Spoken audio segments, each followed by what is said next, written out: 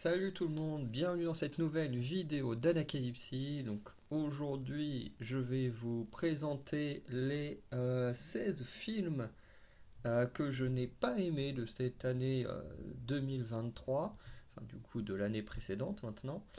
Et du coup, la semaine prochaine, vous aurez une vidéo autour des 17 films que j'ai bien aimés en 2023. Donc ça fait pas beaucoup de films que j'ai vus comparé à certaines années. Je me souviens, il y a 7 8 ans, toutes les semaines j'étais au cinéma. Là, en 2023, euh, j'ai pas trouvé grand-chose qui m'intéressait. D'ailleurs, sur la trentaine de films que j'ai vus, il y en a une dizaine, c'est du rattrapage que j'ai fait ces 3 derniers jours, donc sur la fin de mes vacances. Donc voilà, c'est en vrai, j'ai vu qu'une vingtaine de films réellement en 2023. Et après, il y en a une dizaine que j'ai récupéré, que j'ai vu dans des tops ou des flops euh, ou des choses que j'avais mis dans ma liste et que finalement j'avais pas regardé. Finalement, voilà, j'ai rematé un peu tout ça, j'ai fait quelques trucs. Il y en a finalement qui étaient dans ma liste que j'ai finalement pas du tout regardé, et des films qui étaient pas dans ma liste, par exemple comme Oppenheimer, que finalement j'ai regardé. Mais voilà, mais Oppenheimer, on n'en parlera pas dans cette vidéo-là, on parlera dans les top films, bien évidemment. Du coup, on va commencer tout de suite. Alors, vous allez me voir de temps en temps regarder par là, puisque bah, mon ordi est de ce côté-là. Donc à la 16e place, on a Indiana Jones 5. Donc Indiana Jones c'est le cadran de la destinée. Donc réalisé par James Mangold, dont le nom me dit quelque chose. Je regarde vite fait ce qu'il a tourné, mais son nom m'est pas inconnu. Il y a des réalisateurs que j'ai vu passer et ça me disait rien, mais lui, tac, tac, en tant que réalisateur, oui, il a fait Logan, c'est bien ce que je pensais.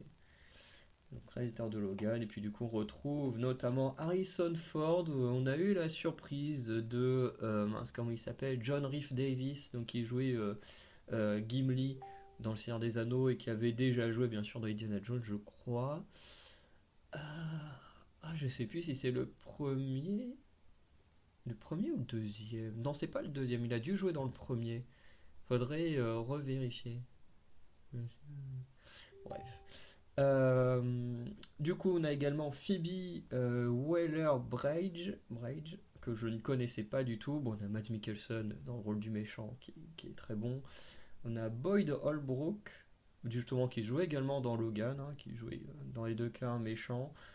Voilà. Et puis après, pas un Antonio Banderas. Moi, je l'ai même pas reconnu. Je serais même incapable de dire qui jouait Antonio Banderas dans ce film parce que je l'ai pas reconnu. Bref, en tout cas, je le place à la euh, 16e position parce que, en vrai, j'ai pas passé un mauvais moment devant ce film Indiana Jones. Ce qu'il faut savoir, c'est que moi, je suis un grand fan des films Indiana Jones, hein. J'en parlerai un jour de chacun leur tour sur la chaîne. Euh, pour moi, ça a toujours été des bons films. À part le 4 que je trouve un peu moins bon.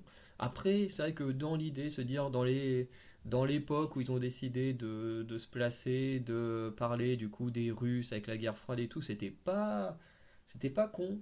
Mais c'est vrai que normalement Indiana Jones c'est plus une histoire de contre les nazis. Surtout le un et le 3 parce que le 2 de mémoire il n'y en a pas. Et du coup, on voit qu'avec le 4, enfin le 5, ils se sont obligés de revenir aux sources puisque le 4 n'a pas fonctionné. Alors pourtant, il y avait quand même Kate Blanchett en méchante. Donc voilà. Mais, euh, mais en fait, j'ai vu le film parce que vous allez voir que dans le top, ou le flop hein, qu'on regarde, enfin qu'on tourne actuellement, euh, il y a des films en fait qui soit se sont fait énormément défoncer et que quand je les ai vus au rattrapage, Indiana Jones, c'est un film que j'ai rattrapé. Je vous le dirai quand c'est un film que je viens juste de rattraper, parce que du coup je l'ai vu hier soir, au moment où j'enregistre la vidéo. Euh, et en fait, il y a des films, je les ai tellement vus se faire défoncer que finalement je me suis dit, bon, finalement c'était pas si terrible que ça. Et il y a des films, je les ai vus tellement se faire encenser que finalement je me suis dit, ouais, c'est pas si bien que ça. Et il y en a, je me suis dit, ouais, ça mérite la critique ou ça mérite les bonnes critiques ou les mauvaises, quoi, qu'ils reçoivent. Bref. En tout cas, Indiana Jones, pour moi, c'est un film qui, du coup, ne mérite, enfin, qui mérite globalement certaines critiques qu'il reçoit. Après, de là, est-ce qu'ils prennent aussi cher qu'il a pris euh, quand il est sorti? Je trouve que les gens ont été un peu durs. Parce qu'honnêtement, moi, j'ai quand même été bien diverti pendant ce film. Et en fait, pour moi, la catastrophe intervient surtout sur deux points. Déjà, effectivement, c'est une chose que j'avais entendue dans un flop, c'est que Indiana Jones ne vit pas l'aventure, il l'a subie. Et c'est vrai que ça, c'est quelque chose qu'on ressent et qui est assez dommage dans ce film, c'est que habituellement, Indiana Jones, c'est le gars qui va partir à l'aventure parce que voilà, il a entendu parler d'un objet un peu mystique et tout ça, et puis voilà, il va y aller. Et, euh, et ce qui est dommage, c'est que du coup, dans ce cinquième film, bah, c'est pas du tout le cas. Il est plus ou moins enrôlé de force dans l'aventure et il subit quasiment tout ce qui se passe. Et j'avoue que là-dessus, je suis assez d'accord. Et c'est quelque chose que je trouve assez dommage parce que du coup, on n'a pas du tout l'impression de voir l'Indiana Jones qu'on a aimé dans les films. Alors je sais pas quand ils sont sortis les anciens, je dirais dans les années 80 sûrement. Bref. Et le deuxième point, c'est la fin du film. Alors je crois que c'est aussi quelque chose qui a été très très critiqué, mais effectivement la fin du film est un peu décevante. Effectivement, quand Mads Mikkelsen, à travers son personnage, annonce qu'il veut retourner en 1939, qu'il veut prendre la place d'Hitler en l'assassinant et en ne commettant pas toutes les erreurs qu'Hitler a commises, tu dis, ok, là on part sur un truc de dingue. Si ça, s'ils le font réellement, ça va être génial. Enfin, ça va être génial. Dans le sens où c'est quand même une position très particulière de faire ça. Il y avait eu des blagues là-dessus aussi avec Deadpool 2 à la fin, où il hésitait à tuer Hitler bébé. Enfin bref, il y a des choses comme ça, tu te dis, ça pourrait être intéressant à voir. Et finalement, non, ils atterrissent dans l'Antiquité. Avec le siège comment ça s'appelle déjà? J'ai oublié. Pourtant j'ai vu le film hier. Le siège de Syracuse, voilà, ça me revient. Et, euh, et en fait, c'est hyper décevant, quoi. Ils voient vite fait Archimède, et puis il y a plein de trucs qui vont. En fait, je crois que c'est vraiment sur la fin qu'il y a plein d'incohérences, comme s'ils avaient rushé la fin du scénario. Parce qu'à la limite, la scène d'intro, j'ai beaucoup aimé la scène d'intro avec les nazis. J'ai trouvé qu'elle était vraiment pas mal. La scène dans le train, bon, c'est quand même un peu abusé. Quand à un moment il est dans un compartiment entier et que personne n'arrive à le choper, tu dis bon, ok, enfin les gens ils sont juste nuls quoi. Mais la scène au niveau du train et tout, elle est plutôt stylée. Ensuite, tout ce qui se passe aux États-Unis, c'est pas trop mal. Ce qui se passe, je crois, au Maroc, c'est pas trop mal. Bon, le truc de la plongée et tout, pour moi, c'est une partie honnêtement où j'ai un peu décroché. Euh, et après, il y a le truc où ils vont au niveau de l'oreille de Poséidon, je sais pas quoi. Où là, on retrouve un peu un truc à l'ancienne, voilà. Où ils doivent déjouer des pièges, où ils traversent un truc avec des animaux, sauf que cette fois, ils tombent pas sur des serpents. Du coup, c'est la meuf qui a peur avec les insectes et tout. Bon, c'est sympa, mais c'est pas aussi bien que les premiers Indiana Jones. Et ensuite, on arrive sur ce moment où finalement ils se font choper, ils partent du coup dans le passé. Et là, bah, c'est complètement une catastrophe, quoi. Parce qu'il y a plein de choses qui vont pas. Déjà, l'excuse du pourquoi ils arrivent là, ça fonctionne pas. Le truc en mode oui, mais c'est parce que euh, les continents, depuis le temps, ils ont changé de place. Enfin, ils se sont. Je sais plus comment on appelle ça. Bref, ils ont bougé. Donc, comme ils ont bougé, tu ne peux plus arriver à l'époque dans laquelle tu veux aller. Ça n'a aucun sens. L'excuse, elle a aucun sens. Parce que c'est pas parce que les continents ont bougé qu'il peut pas aller dans l'époque où il voulait. À la limite, qu'il n'arrive pas à l'endroit où il veut, c'est plus logique, effectivement, si la Terre a bougé, qu'il n'arrive pas à l'endroit précis où il voulait et où ils sont, ça fait sens.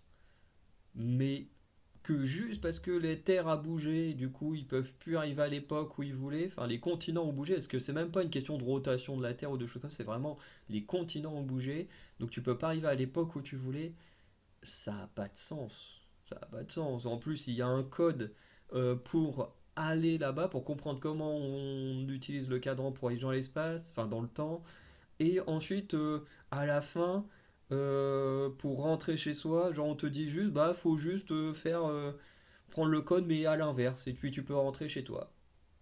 C'est aussi simple que ça de voyager dans le temps. Tu prends une combinaison, tu pars et tu fais juste la combinaison inverse et tu rentres chez toi. Si c'était aussi simple. Bref, c'est hyper incohérent. Quand ils arrivent dans l'Antiquité, t'as les Romains et tout qui se mettent à tirer des balistes sur l'avion des nazis parce qu'ils se disent oh des dragons machin, mais t'as deux avions dans les airs, tu sais pas pourquoi, ils visent que celui des nazis mais pas celui des gentils. Alors des gentils où il y a juste le gamin qui a volé un avion et puis t'as le chauffeur de l'avion qui est dedans. Euh, et tu dis pourquoi ils tirent que sur l'avion des nazis et pas sur l'avion l'autre. Parce que s'ils envoyaient un comme un dragon, pourquoi est-ce qu'ils voyaient un avion comme un dragon, l'autre avion ils le voient pas, c'est complètement débile. En même temps, s'ils avaient dégommé les deux avions, bah, ils n'ont pas pu rentrer chez eux. Mais en même temps, c'est complètement con de se dire on va tuer qu'un seul dragon et pas les deux. Enfin bref. Euh, En fait, le film, c'est complètement chié dessus à la fin. Enfin, moi, c'est mon avis. Je sais qu'il y en a qui détestent juste le film en entier parce que on n'a pas le Indiana Jones ben, des premiers films, mais en même temps, à l'âge qu'Harrison Ford, c'était assez logique. Il y en a qui avaient peur d'un remplacement et tout par l'actrice que je connais pas, donc bref. Après, c'est normal qu'au bout d'un moment, Indiana Jones doit passer le flambeau à quelqu'un d'autre. Après, est-ce qu'ils continueront à faire des films? Je pense pas, hein, vu la catastrophe euh, que ça a été au niveau du box-office, hein. Mais honnêtement, voilà. Moi, j'ai pas passé réellement un mauvais moment. Franchement, j'ai été bien diverti jusqu'à les 20-30 dernières minutes.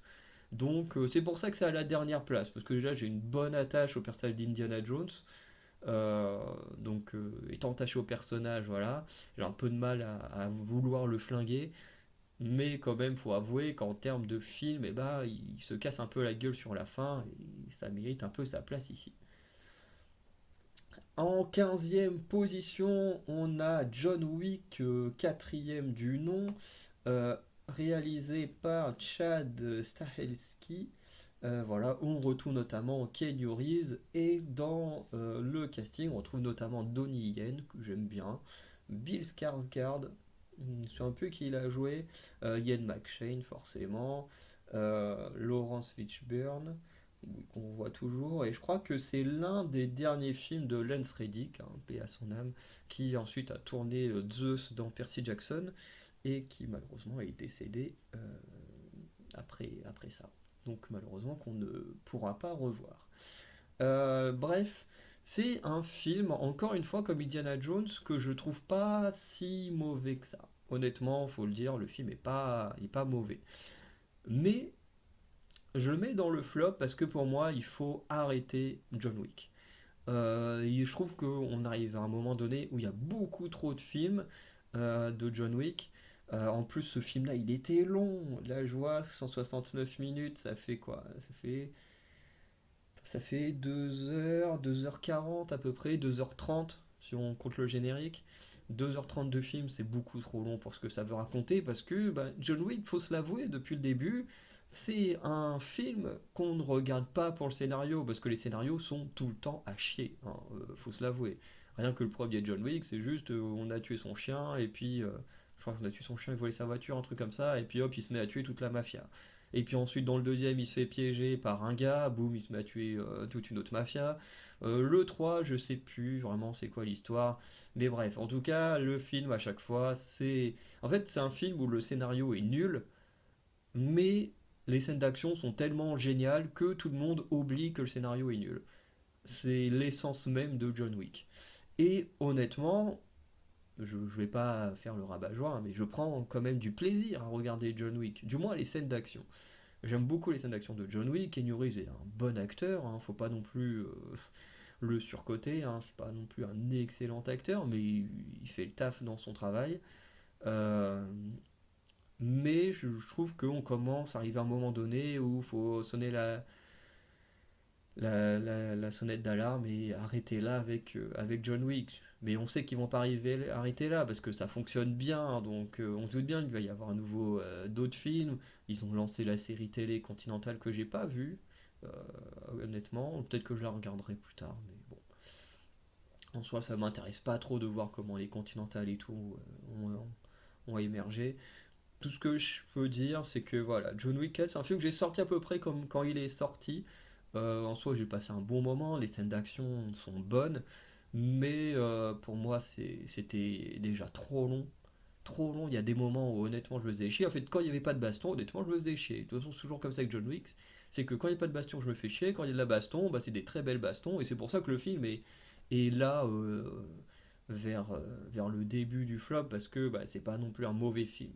Tu prends les scènes d'action, tu t'éclates. Après, tu prends le reste, bah, c'est John Wick, quoi. Donc voilà. Euh, voilà, je vois pas non plus en dire plus, hein. John Wick, il y en a, j'ai vu des gens le mettre dans leur top, et en soi, je peux comprendre les gens qui mettent John Wick dans leur top, hein, parce qu'en soi, c'est pas une catastrophe. Euh, voilà, c'est un bon film d'action avec un scénario très très moyen, et voilà. De toute façon, c'est ce que John Wick a toujours été. Bref. À la 14e position, Freelance, donc qui est le dernier film que j'ai rattrapé donc ce matin, donc juste avant de tourner cette vidéo. Donc film réalisé, j'ai pas le réalisateur sous les yeux, film réalisé par Pierre Morel, que je connais pas, avec du coup au casting John Cena, Alison Brie, Juan Pablo Raba et Christian Slater. Voilà, les autres étant vraiment plus ou moins de la figuration. Film en soi où j'ai pas passé à nouveau un mauvais moment. Freelance, c'est un film plutôt sympa qui prend un peu les codes habituels des films d'action avec des acteurs vieillissants. Comme John Cena, hein. Il a quel âge John Cena, tiens. Forcément, il veut pas me dire son âge. T'as quel âge? 46 ans. Oh, je le voyais un peu plus vieux que ça. Je le voyais un peu plus vieux que ça, John Cena. 46 ans. Bon, ça va quand même. Mais du coup, c'est un peu ce genre de film où vous savez, vous avez un ancien mec des forces spéciales ou de l'armée ou agent secret, bref, qui est à la retraite et puis il se passe un truc qui fait que du coup il reprend du service et machin. Bref, on connaît tous ces films d'action. Il y en a des dizaines et des dizaines qui sortent tous les ans, avec toujours le même scénario quasiment. Même si ici, ils ont un petit peu innové euh, dans le sens où le personnage de John Cena, en gros, en gros, a fait des études d'avocat pour être avocat, ce qui s'est rendu compte qu'il voulait pas avoir une vie comme les autres, donc il est parti s'engager dans l'armée. Il a pris du plaisir à être dans l'armée, mais il a eu une grosse blessure au dos, ce qui fait qu'il a dû arrêter et du coup faire son travail d'avocat. Euh, mais du coup, comme il a une vie pitoyable, hein, voilà, son mariage se passe mal, euh, tout va mal. Il a un vieil ami qui a fondé une société euh, de, de soldats. En fait, on sait même pas trop à quoi servent les soldats qu'il a. Bref, mais en tout cas, qui lui dit voilà, t'as été mon meilleur compagnon à la guerre. Du coup, je décide que tu seras le garde du corps pour la prochaine mission. Pour une mission voilà, de garde rapprochée d'une journaliste qui va dans un pays dictatural. Bref, du coup, au début, il veut pas, mais bah, pour ce qui va toucher quand même, et finalement, il y va. Et puis en même temps, ça lui permet de se retrouver lui-même, hein, puisque finalement, tout va pas se passer comme il faut, puisqu'il se retrouve en plein milieu d'un coup d'État. Et ce que j'ai aimé en fait dans le film, c'est qu'on n'est pas dans le classique t'as un vieil ami à toi dans le film, parce que ça c'est dans quasiment tous les films d'action de ce type, c'est que t'as toujours un vieil ami à toi qui était là, finalement tu te rends compte que c'est un trait qui t'a ramené dans dans l'aventure finalement pour te trahir parce qu'il sait que t'es plus le même qu'avant, machin. Ici, ce que j'aime bien dans ce film, c'est que du coup, il joue là-dessus. Déjà, t'as un moment où Alison Brie a fait une blague en mode oui, ici on n'est pas comme dans un film de série Z, alors que bon, on sait tous très bien que ce film est un film de série Z. Euh, T'as un moment donné où ils font une blague, enfin, ils font une blague, mais ils font des références en mode John Cena, et ils doutent à un moment donné que le mec, son vieil ami qui l'a engagé, soit celui qui l'a trahi et puisse en fait être le grand méchant de l'histoire, chose qui en fait n'arrivera pas. Finalement, il se rend compte que son ami ne l'a jamais trahi et finalement vient le sauver à la fin du film. Et du coup, j'aime bien. Enfin, c'est les aspects que j'ai bien aimés, c'est que voilà, on a ce côté où voilà, on joue avec les codes de ce genre de film sans forcément suivre entièrement le scénario de ces films-là. Après, ce qui pêche un peu, bah, c'est qu'on n'est pas dans du grand cinéma, quoi. C'est vraiment un film de série B ou série Z, ça dépend comment on choisit, parce que c'est à peu près la même chose, hein. Voilà, c'est entre guillemets des nanars, même si là encore, je trouve qu'il y a quand même pire que ça. Euh, et d'un côté, j'ai été content de revoir John Cena, mais même si John Cena a fait trois films cette année, malheureusement, ces trois films sont dans le flop, hein. Attends, il a fait ça. Ah oui, ouais, une apparition dans ça. Ouais, je crois que ces trois seules apparitions sont dans les flops. Ah, c'est triste pour lui parce que j'aime bien John Cena en tant qu'acteur. Je trouve qu'il passe bien. Mais bon, c'est comme ça. On n'a pas tous des très bonnes années. Alison Brie, pareil, très content de revoir Alison Brie. Pour ceux qui ne sauraient pas, je suis un énorme fan de Community, qui est une de mes séries télé préférées, ma sitcom préférée, d'où, ou plutôt Alison Brie a l'un des rôles principaux, enfin principaux. Euh, et euh, du coup, ça fait plaisir de la revoir, même si ce que j'attends le plus d'elle, c'est son retour justement dans le rôle d'Annie Edison dans Community, puisque il y a eu une blague pendant longtemps dans Community qui était 6 saisons et un film. On a eu 6 saisons. Le film a été annoncé pendant le Covid. Avec une partie du casting, donc je crois qu'Alison Brie a annoncé qu'elle reviendrait, je crois. Bref, en tout cas, moi j'attends que ça, de revoir tout le casting, je ne crois pas, parce que je crois qu'ils ne reviendront pas tous, mais normalement une grosse partie va revenir euh, dans ce film Community, que je crains beaucoup, parce que les films sur des sitcoms, je sais pas s'il y en a existé beaucoup, mais je suis pas sûr que ce soit non plus la meilleure des idées, mais en même temps ils le teasent depuis quasiment le début de la série qui a débuté en 2009, donc ils ont quand même eu le temps de potasser une histoire sur le film qu'ils voudraient mettre en avant. Et en même temps, j'attends que ça. Franchement, imaginez, vous avez votre sitcom préféré et vous avez enfin le film qu'on vous annonce depuis plus de 10 ans. Franchement, c'est voilà, c'est un des trucs qui me hype le plus en même temps auquel j'ai le plus peur de ce que ça peut donner. Donc on verra si ça sortira là en 2024, en 2025, je sais pas quand est-ce que ça sortira.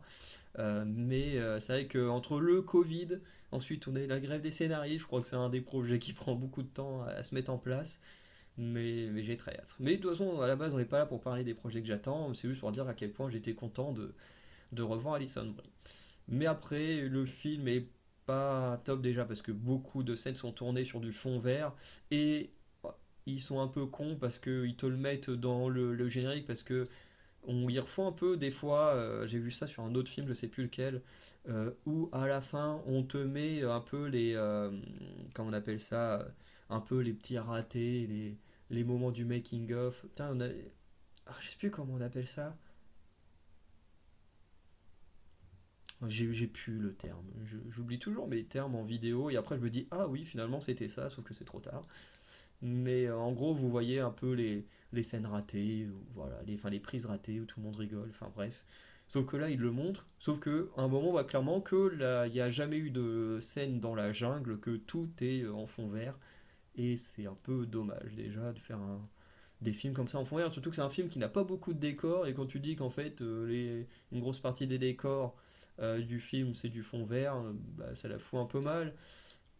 En plus, on est sur un film où globalement l'un des persos principaux c'est un dictateur qui va devenir président. Bon, tu dis ok, le message, est-ce qu'il est si bien que ça de dire vas-y, on sauve un dictateur et on en fait un président? Est-ce que réellement un homme il peut changer juste parce qu'il a subi un coup d'État à ce point-là?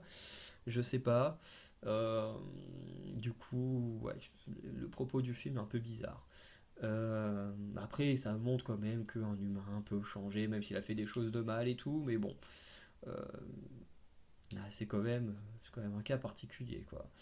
Euh, bon.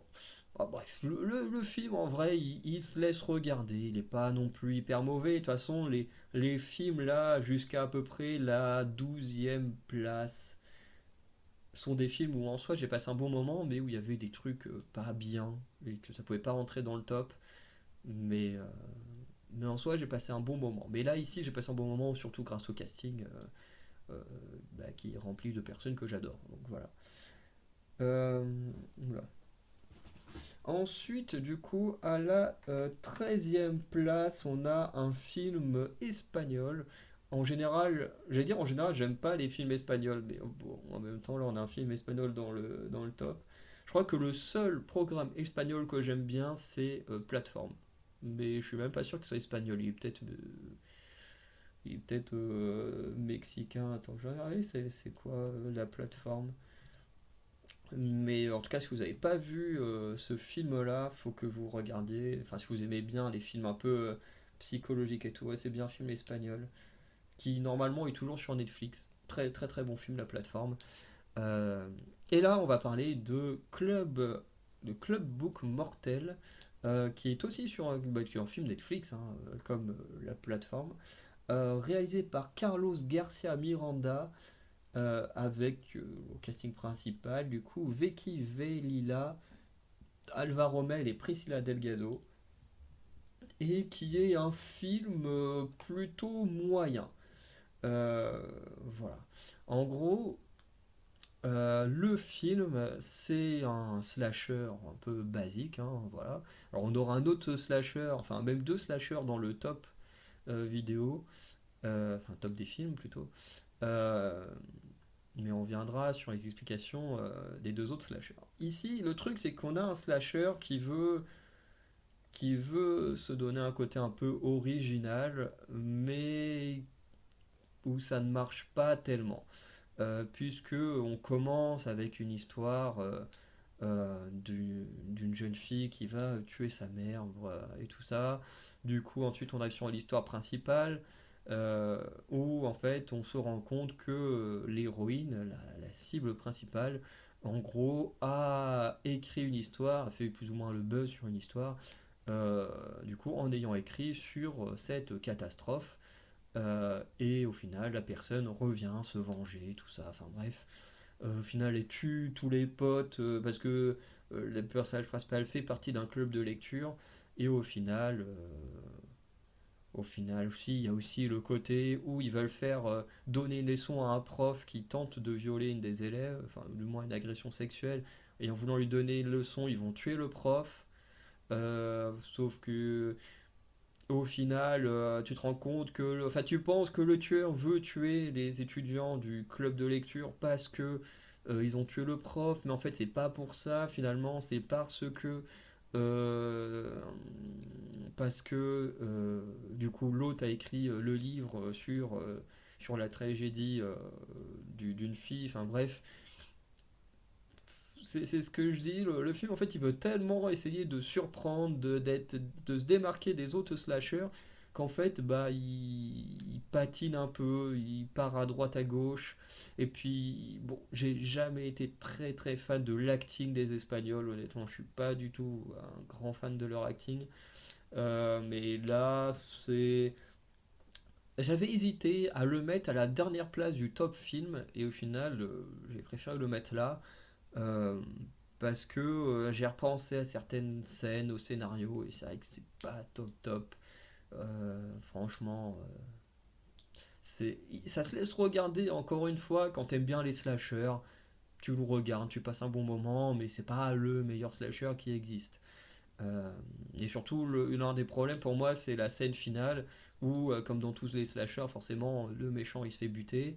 Et là, t'as le méchant qui réapparaît un peu comme dans Souviens-toi l'été dernier, parce que clairement le film a un peu des allures de Souviens-toi l'été dernier, euh, et où à la fin l'héroïne elle pense en être sortie, puis elle fait une sorte de crise d'angoisse, et là boum, le tueur réapparaît pour l'agresser, bref. Je crois que c'était la fin du premier, Souviens-toi l'été dernier, un truc comme ça.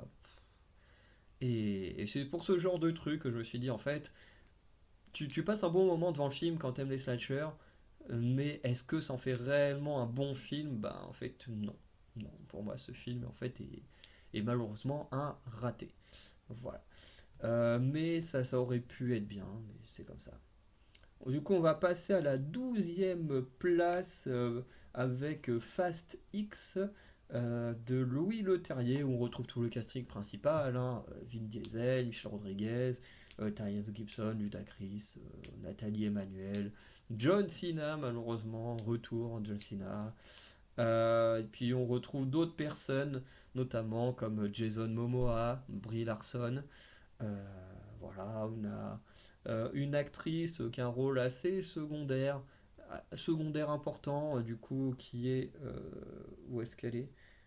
Non, je l'ai vu tout à l'heure, Daniela Melchior, qui apparaîtra dans le top film, mais dans le top film où là, par contre, elle a fait réellement un vrai rôle très très secondaire, mais du coup, qui apparaît dans les deux tops. Euh, du coup, Fast X, c'est encore un film raté, hein. De toute façon, c'est du Fast and Furious. Après, il faut le dire, on prend du plaisir à regarder Fast and Furious, même si on sait que les films sont mauvais. Et surtout que là, c'est vraiment très mauvais parce que globalement, Fast X, en fait, on vient revisiter le cinquième film qui fait partie des meilleurs films Fast and Furious. On vient le revisiter en t'inventant un personnage qui n'était pas là. On te revisite des scènes. Enfin, globalement, tu te dis c'est pas très grave parce qu'effectivement, c'est des choses que nous on ne voyait pas dans le cinquième film. Mais globalement, on vient te ramener Jason Momoa qui est en mode oui, t'as tué mon père, machin, nanana. En fait, c'est toujours la même histoire avec Fast and Furious. Depuis Fast and Furious 6, 5, 6, non, 7. Bref, quasiment la même histoire. C'est Fast and Furious 7, oui, t'as tabassé mon frère, machin, je viens de casser la gueule. Fast and Furious 8, c'est l'autre Charlize Theron en mode je veux manger de machin, hop là, j'ai enlevé ton gamin et tout. Bon, Fast and Furious 9, c'est John Cena, machin, je viens me venger, le frère, nanana. Fast and Furious 10, c'est t'as tué mon père, je viens me venger, nanana. En plus, le prochain film Fast and Furious, c'est exactement la même histoire, parce que c'est lui, Jason Momoa, qui cette fois va s'en prendre à The Rock.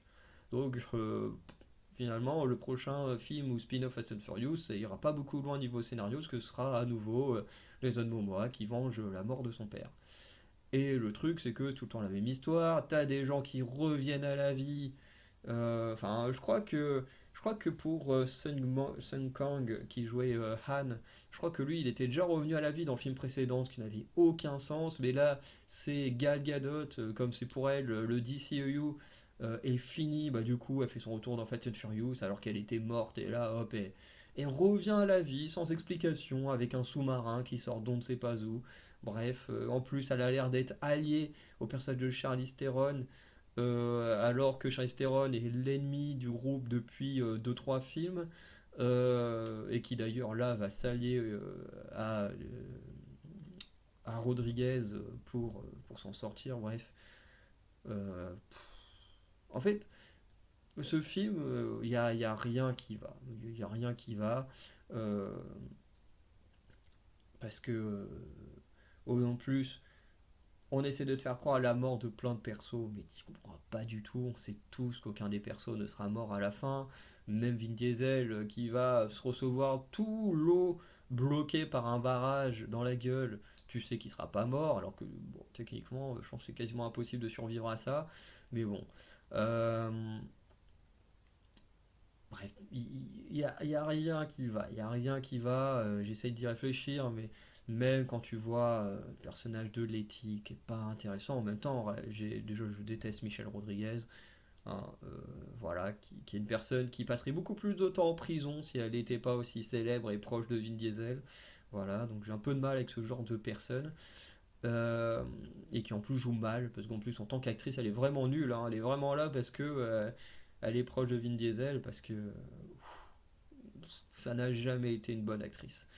Et là tu la vois mettre des raclées à Charlize Theron, tu dis mais dans quel monde on est arrivé quoi. Euh, et vous demandez sûrement après tout ce matraquage du film pourquoi il n'est pas plus bas dans le flop. Bah, c'est tout simplement qu'il y a Jason Momoa. Et en fait, Jason Momoa rehausse le film très clairement. Je veux dire, les scènes avec Jason Momoa, elles sont plutôt fun. J'aime bien le perso de Jason Momoa. Notamment parce que, en fait, Jason Momoa, il est différent des autres méchants de Fast and Furious. À part Luke Evans, que moi j'aimais beaucoup parce qu'il était en mode plus cerveau que grosse brute. Bah là, Jason Momoa, il reprend un peu l'archétype de Luke Evans avec ce personnage qui est plutôt dans la conception de plans, dans l'intelligence, plutôt que juste grosse brute qui vient casser la gueule aux gens. Et ça, franchement, j'aime bien. Et puis Jason Momoa joue très bien le méchant. Alors, il y en a beaucoup qui ont critiqué son côté un peu Joker et tout. Mais en vrai, moi, j'aime bien. Je trouve que je vois pas pourquoi on ne pourrait pas jouer ce type de méchant. Je veux dire, le Joker, il n'y a pas que un Joker, il y a plusieurs façons de jouer le Joker. C'est sûr qu'on retient beaucoup plus à notre époque celui de Christopher Nolan, mais ça n'empêche pas que l'on peut s'en reprendre, s'inspirer de ce genre d'acting pour jouer un méchant complètement taré, quoi. Euh, je vois pas ce qu'il y a de dérangeant là-dedans. En tout cas, moi, ce film, si je le place là, à la 12e position, c'est tout simplement parce que bah, Jason Momoa sauve le film. Enfin, du moins, empêche le film d'être plus bas dans le flop. Du coup, on va passer à la 11e place avec le film Ghost. Film Ghost, du coup, réalisé par Dexter Fletcher, dont j'ai jamais entendu parler. Du coup, avec au casting principalement Chris Evans et Anna de Armas. À nouveau, en vrai, le film est pas si catastrophique. L'histoire, pareil, est assez basique, hein, on connaît euh, pas mal de films dans ce sens-là, où tu as un agent secret qui va se retrouver allié à un civil pour réaliser une mission, machin. Bref, il y avait le film, merde, j'ai plus le nom.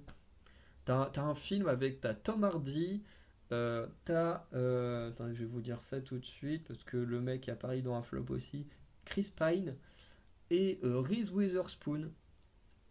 Faites une recherche d'un film avec ces trois-là, vous trouverez le film dont je veux parler, mais qui globalement, c'est un film où tu as deux agents secrets qui date, enfin il y en a, oui, qui globalement date la même fille, du coup qui est Reese Witherspoon, et qui finalement vont rentrer en rivalité, mais en même temps vont devoir combattre un terroriste. Sauf que bah, du coup le terroriste va kidnapper Reese Witherspoon, du coup les deux vont faire équipe pour la sauver, machin, bref. Euh, Ghost, c'est un peu ce genre de film. Pas exactement le même scénario, mais c'est un peu ce genre de film où du coup on a le personnage de Chris Evans qui rencontre celui d'Anna de Armas. Ils ont voilà, eu un coup d'un soir. Chris Evans il tombe amoureux de la meuf. Finalement, il essaye de la retrouver, sauf que il se fait kidnapper. Les gens ils pensent que c'est un agent secret, sauf qu'en réalité c'est Anna de Armas, l'agent secrète. Et puis ensuite ils essayent de survivre euh, pour arrêter le terroriste. Bref.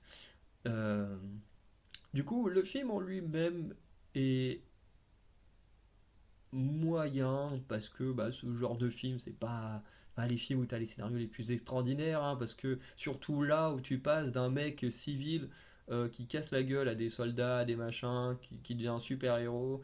Bon, en même temps, c'est Captain America, mais bon. Euh, il trouve l'excuse que le mec a fait du catch quand il était à l'école, mais même si tu as fait du catch à l'école, tu peux pas casser la gueule à des soldats super entraînés, à des tueurs à gages et tout. Bref. Euh, Après, il y a quelques scènes en vrai que j'ai quand même bien aimé. Notamment avec tous les tueurs à gages, là, quand ils arrivent à la suite et qu'ils sont tous butés par les autres tueurs à gages les uns après les autres.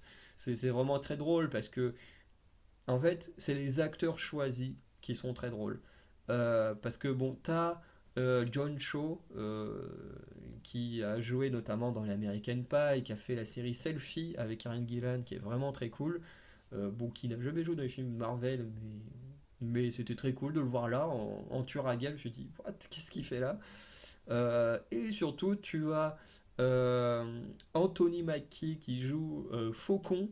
Et là, tu dis, ouais, t'as le Faucon qui est en train de braquer Captain America. C'est n'importe quoi. Euh, et ensuite, tu as Sebastian Stan, donc le soldat de l'hiver, pareil, en mode tueur à gages, qui vient braquer Captain America. Tu te dis, mais qu'est-ce qui se passe? On est arrivé dans quel genre de film où t'as Chris Evans qui a joué Captain America et ses anciens partenaires, enfin les acteurs qui ont joué ses anciens bras droits, Bucky et le Faucon, qui viennent comme ça en mode vilain, l'agresser. Je me suis dit, mais qu'est-ce qui se passe? Dans quel univers on est arrivé? Et ça, j'avoue que les 3-4 minutes avec ces scènes-là, honnêtement, moi je les ai beaucoup aimées. Je les ai beaucoup aimées parce que j'aime bien.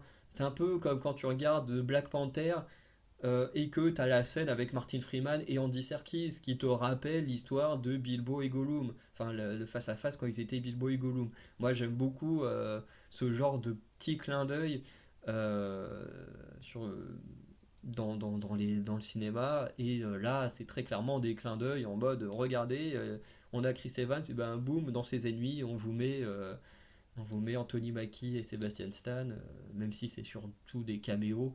Moi, j'ai trouvé ça génial. Après, qu'est-ce qui fait que le film se retrouve là en flop? Bah déjà parce que bah il y a deux gros problèmes à ce film. Déjà, il y a le propos du film. Le propos du film, c'est que tu as le personnage de Chris Evans qui harcèle Anna de Armas par message, parce qu'il est tellement en kiff sur elle, qu'il veut la revoir, machin. Du coup, il passe son temps à la. Enfin, il passe son temps. Il a envoyé 12 messages, voilà, qui est considéré comme du harcèlement dans le film. Après, chacun a plus ou moins sa définition du harcèlement. Est-ce que 12 messages, on peut appeler ça du harcèlement? Honnêtement, je sais pas, mais c'est vrai que quand tu commences vraiment à arriver à ce stade-là de envoyer plein de messages et pas savoir t'arrêter, effectivement, on commence à arriver sur une certaine forme de harcèlement. Et globalement, c'est un film du coup qui te met en avant euh, une sorte de harceleur. Alors, c'est pas un harceleur méchant, c'est un gars qui est amoureux, du coup, qui harcèle une meuf parce qu'il est amoureux. Il n'en arrive pas dans des euh, situations graves comme j'ai pu entendre dans certaines vidéos. Hein, voilà, euh, quand vous allez voir certaines vidéos de Feld Up où vous voyez des mecs qui sont arrivés dans des situations très graves en termes de harcèlement. Là, on est plutôt sur un entre guillemets gentil harceleur, hein, voilà, parce que le mec est pas méchant, mais il fait quand même des choses pas bien en soi. Il va jusqu'à Londres pour essayer de la retrouver, machin, enfin bref. Et c'est quand même un film, bah, du coup, qui te met en avant ça. Et qui te dit à la fin, bon bah voilà, parce que globalement ça se finit comme ça avec Anna de Armas, c'est bon bah t'étais un harceleur, enfin tu m'as harcelé, tu m'as poursuivi jusqu'à Londres, mais t'es pas méchant, tu m'as aidé à faire ma mission, tu m'as sauvé la vie, donc bah allez, vas-y, on se met en couple. Allez, hop. Tu dis, ouais, c'est vraiment ça le message que vous voulez envoyer, parce que le film s'appelle Ghost, parce que à la base, Chris Evans s'est fait ghoster par Anna de Armas. Et pour elle, c'était juste un coup d'un soir, et puis c'est bon. Du coup, ensuite, elle l'a ghosté, et puis elle est partie faire ses missions d'agent secret. Et, euh, Et du coup, le film met vraiment en avant le fait que bah, le harcèlement, si t'es pas trop méchant, bah ça passe quand même. Voilà. Tu peux harceler les gens, mais si t'es un gentil harceleur, eh ben c'est pas très grave. Les gentils harceleurs peuvent quand même finir avec la meuf qu'ils harcèlent. Ou inversement, parce qu'il y a aussi des femmes qui harcèlent des mecs, ou des femmes qui harcèlent des femmes, des hommes qui harcèlent des hommes qui harcèlent des hommes, bref, vous avez compris, on peut faire toutes les combinaisons possibles qui existent.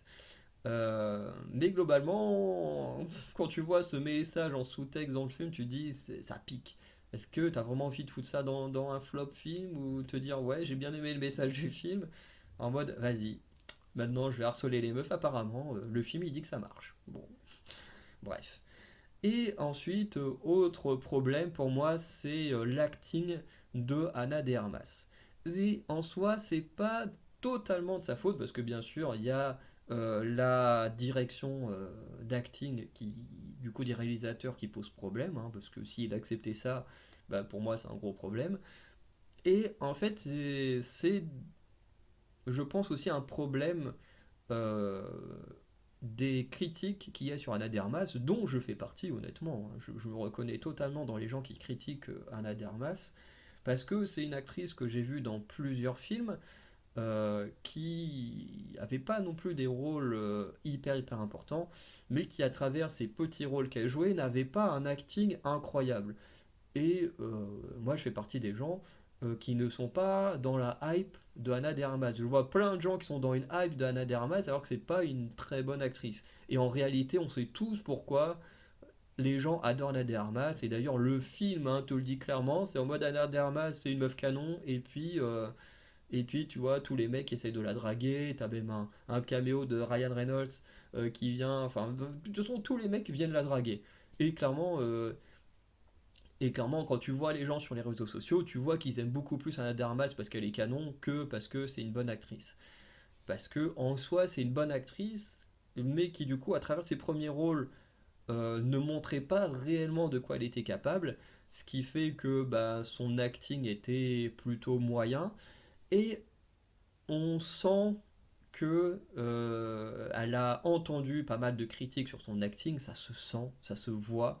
Euh, et c'est normal parce que son acting n'était pas non plus incroyable. Mais du coup, ça l'a poussé ici et le réalisateur derrière n'aide pas, puisque le réalisateur n'a pas été contre la performance qu'elle a faite. Mais le truc, c'est que du coup, ici, elle en fait des tonnes. Elle en fait des tonnes. Donc certes, elle nous montre que du coup, elle sait jouer. Donc ça, c'est très bien de nous le montrer.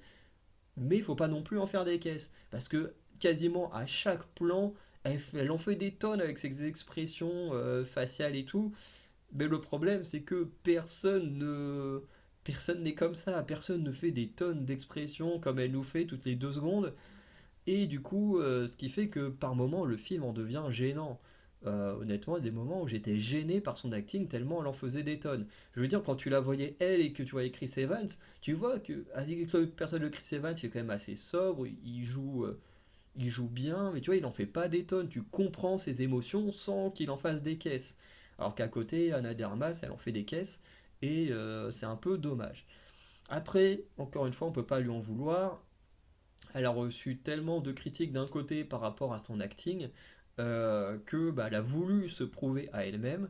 Du coup, on sait qu'elle peut le faire, qu'elle peut réellement bien jouer des rôles, mais du coup, faut pas qu'elle en fasse des tonnes. Ce qui fait qu'avant, elle en faisait pas assez, là, elle en fait beaucoup trop.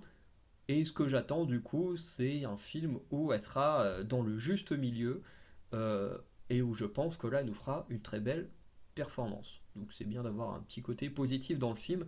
Euh, mais voilà, en soi, c'est comme je dis, vous pouvez le regarder ce film, il n'est pas mauvais en soi, mais c'est vrai que bah, d'un côté on a l'acting d'Anna Dermas qui est un peu en trop, on a clairement le scénario qui est en mode regardez la meuf elle est canon, tout le monde veut sortir avec, qui est quand même un peu chelou. Et puis on a euh, juste le message du film en mode bah voilà, vous pouvez harceler des meufs, c'est pas très grave si vous le faites parce que si vous êtes un gentil harceleur, vous pouvez réussir à choper la meuf. Ça, moi, ça me dérange un petit peu aussi dans le film. Mais bon, c'est comme ça. On passe à la 10e place avec Élémentaire. Donc Élémentaire réalisé par Peterson, du coup qui est un Disney Pixar et qui est peut-être l'un des plus mauvais Disney Pixar qui est sorti. En plus, il est sorti le lendemain de mon anniversaire. Peu dommage de voir ce genre de film sortir à cette période. Bon, après, il y a Fast X aussi, et Gardiens de la Galaxie qui sont sortis dans cette période. Heureusement, Gardiens de la Galaxie était là.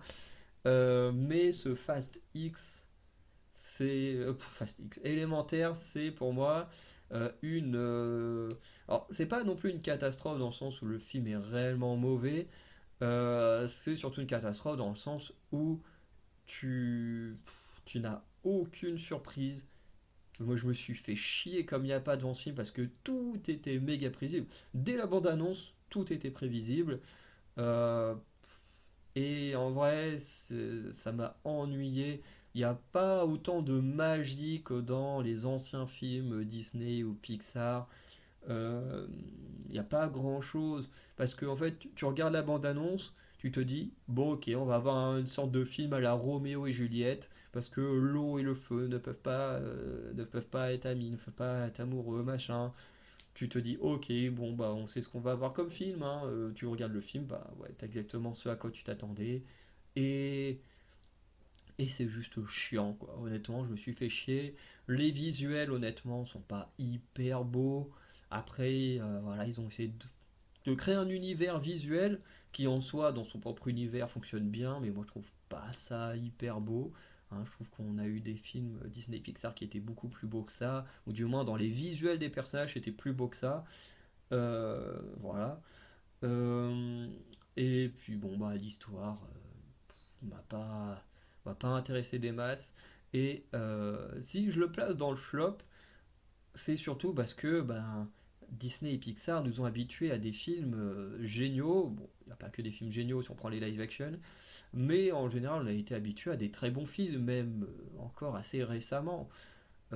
Et quand je vois ça, je me dis, mais c'est. Enfin, même si, ouais, non, quand même, faut le dire, Alerte Rouge était pas si bien que ça non plus.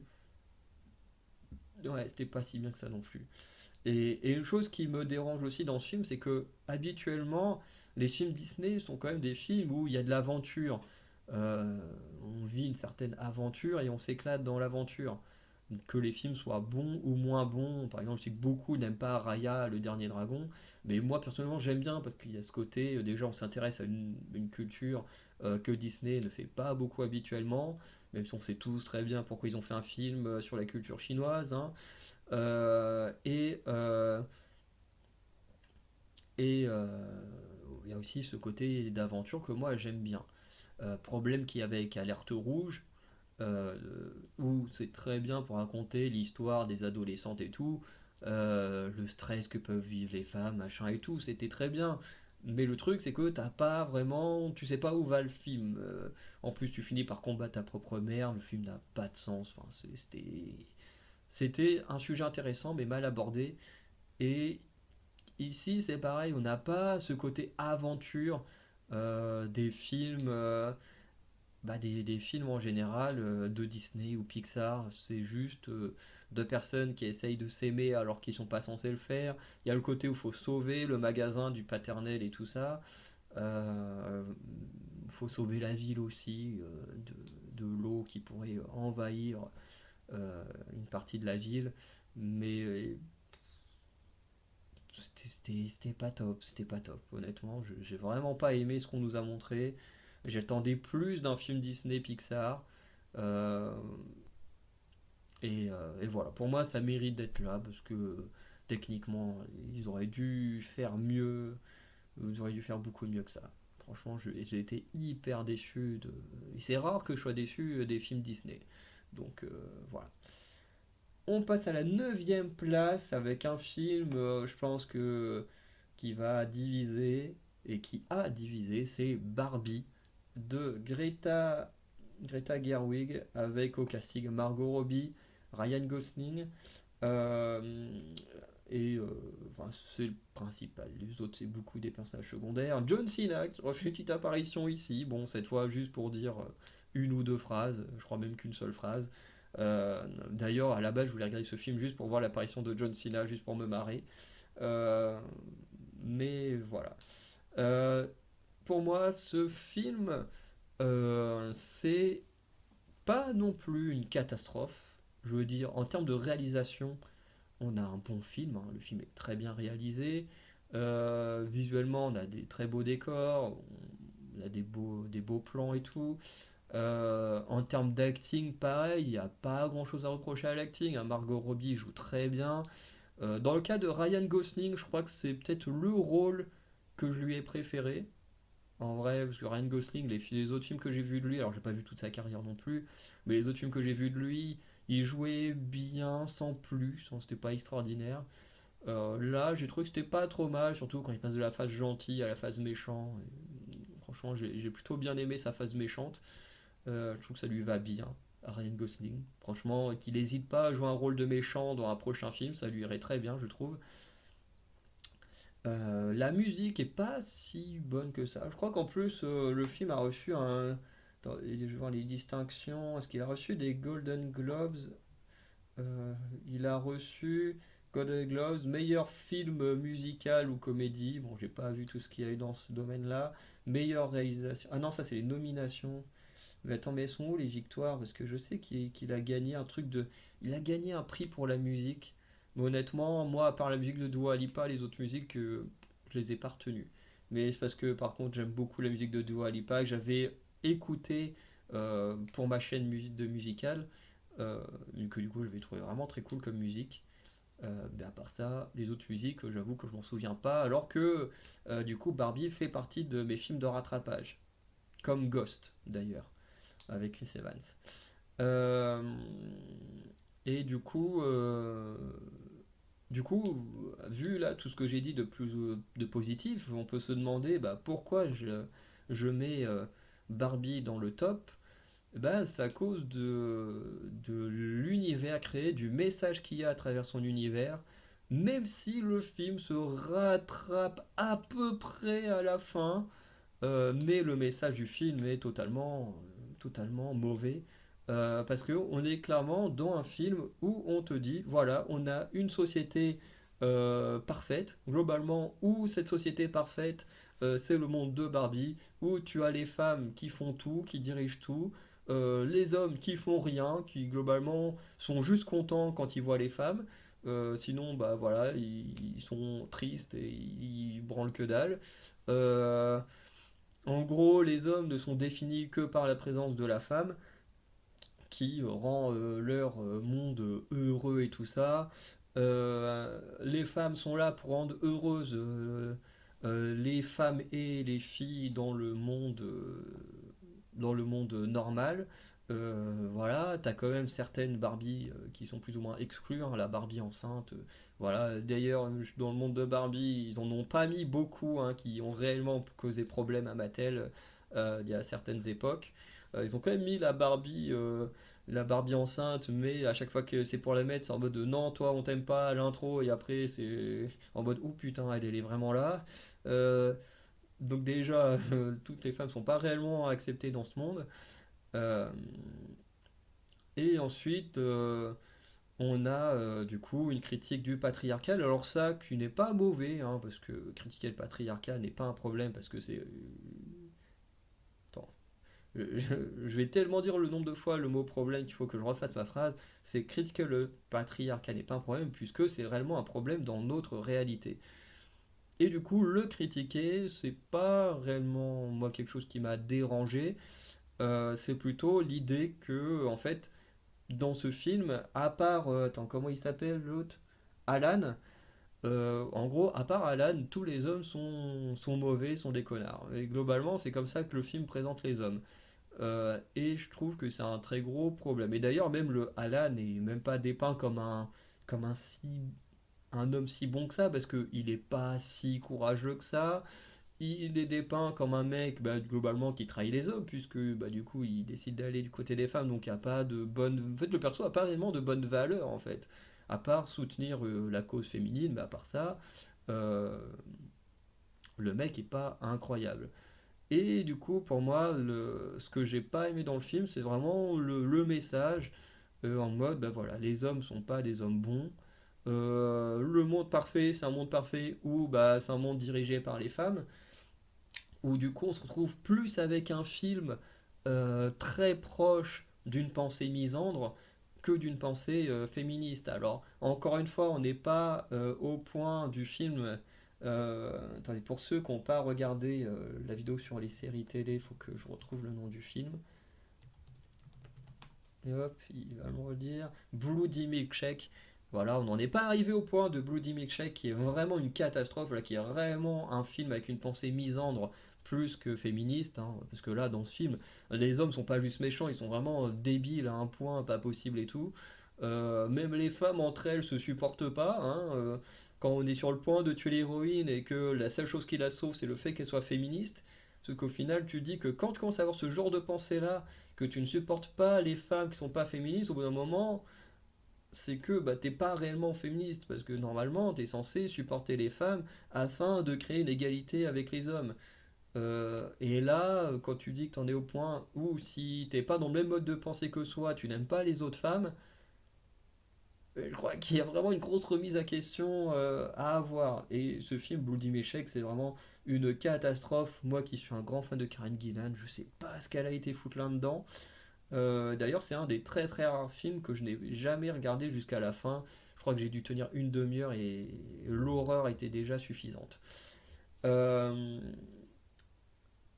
et du coup, Barbie est plus là dans le top, enfin dans le flop, à cause de son message qu'à cause du film en lui-même. Parce que le film en lui-même, quand tu enlèves ton cerveau, que tu regardes juste le film, en vrai, tu passes un bon moment. Le film est bien, il est pas mauvais, hein, faut le dire. Mais le message, c'est comme Ghost en fait. Ghost, bon, Barbie est quand même mieux que Ghost. Mais Ghost, quand on en vient à te dire dans le message, oui, si t'es un gentil harceleur, ça passe. Tu dis, le message est pas fou. Là, Barbie, on est en train de te dire, voilà, le monde idéal, bah, c'est le monde dirigé par les femmes. Bah non, le monde idéal, ce serait que les hommes et les femmes soient égaux, pas qu'un des sexes soit supérieur à l'autre. Et en fait, c'est ce qui me dérange beaucoup dans ce film, et aussi ce qui fait que j'ai pas regardé le film quand il est sorti, c'est l'effet qui en a découlé par la suite. Euh, Où en gros, c'est simple. Si tu étais un homme qui n'aimait pas Barbie, tout de suite tu passais pour un misogyne, ou enfin ce genre de personne. Et pour moi, ça pose réellement problème parce que c'est pas parce que tu n'aimes pas Barbie que tu es automatiquement misogyne ou quoi que ce soit. D'ailleurs, ma série préférée concerne, alors, qui n'a pas pourtant une portée féministe, mais qui pourrait très clairement être une œuvre féministe, tout simplement parce que ça met une vraie femme qui s'est réellement battue pour ses droits, euh, d'ailleurs qui était d'étudier le droit, de devenir avocate, et qui est réellement devenue la première femme avocate en Italie, parce qu'elle s'est réellement battue, et qui ne cherchait pas à être meilleure que les hommes, mais tout simplement à être à un poste égal à des hommes qui, à ce moment-là, étaient interdits par les femmes. Et pour moi, ce genre d'œuvre est mille fois mieux qu'un Barbie, qu'un Bloody Milkshake ou n'importe quel truc qui te dit les femmes sont meilleures que les hommes. Tout comme une œuvre qui dirait que les hommes sont meilleurs que les femmes, pour moi, ce sont des choses qui me posent problème. Pour moi, ce qui est le mieux, c'est que les deux soient égaux. Et pour moi, c'est le gros problème de Barbie. C'est que le problème de Barbie a dépeint quasiment tous les hommes bah, comme des merdes. C'est soit t'es des merdes, pour ceux qu'on voit dans le monde normal, où tous sont des mecs dégueulasses, soit dans le monde de Barbie, bah, c'est juste des mecs qui peuvent pas vivre sans la femme, sinon ils savent rien faire, enfin c'est clairement ça, ils savent rien faire. Et pour moi, ça me pose un très gros problème. Parce que le film, du coup, dépeint une très mauvaise image de l'homme et qui montre très clairement une supériorité de la femme sur l'homme. Et pour moi, un film ne devrait pas donner également ce genre de message. Voilà. Donc c'est pour ça que c'est dans le flop, à cause de son message qui pour moi n'est pas un bon message. Voilà. Du coup, on va passer à la suite avec Projet Extraction avec à nouveau John Cena. Tiens, encore lui. Du coup, cette fois, c'est un film qui est sorti directement sur Netflix, hein, réalisé par Scott Vogue, je connais pas du tout. Du coup, avec Jackie Chan et John Cena. D'ailleurs, c'est la raison pour laquelle j'ai regardé le film, parce qu'il y avait Jackie Chan et John Cena.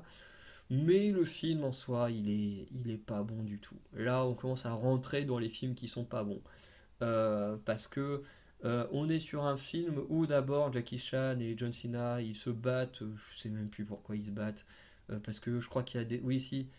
Il y a un rapport avec un train ou un truc comme ça, et il y a des gens qui vont se faire enlever, et du coup, ça va créer d'abord un conflit entre John Cena et Jackie Chan, et ensuite ils vont s'allier pour vaincre le vrai méchant. Et le film, tout se passe dans une sorte de désert et tout. Le film est pas incroyable. Les scènes d'action sont pas si bien que ça. Pourtant, on a John Cena et Jackie Chan, hein. On pourrait faire des bonnes choses, comme John Cena fait des bonnes scènes d'action, que ce soit dans Freelance ou encore mieux dans Fast X, hein. Dans Fast X, il se débrouille vraiment bien. Euh, mais là, non, il y a rien qui va. Le film est pas bon.